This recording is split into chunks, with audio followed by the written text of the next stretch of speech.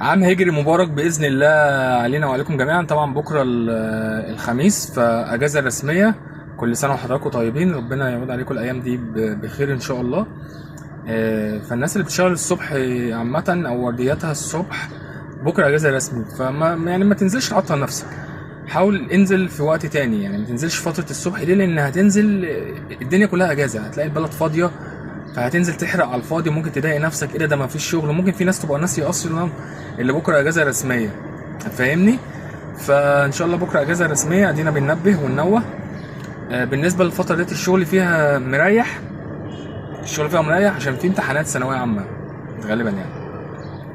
الاسعار ضعيفه، البونص بقى ضعيف الى حد ما، بس فيه يعني بونص ضعيف بس فيه. يعني دلوقتي بيديك ال 11 رحله ب 200 ب 230 ومره 270 وده ال 11 رحله، لو عملت 3 رحلات ممكن تاخد 91 جنيه.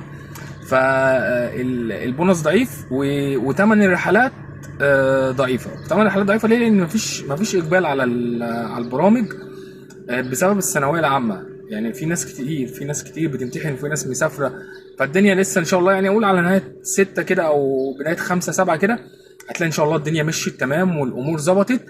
بس في الاول وفي الاخر بتنزل بترجع بفلوس، يعني ممكن ما ترجعش بالرقم اللي انت متعود عليه، بس ربنا هيرضيك، وربنا طالما انت نزلت وسعيت صدقني ربنا عمره ما يعني، لا ربنا هيكبر خاطرك.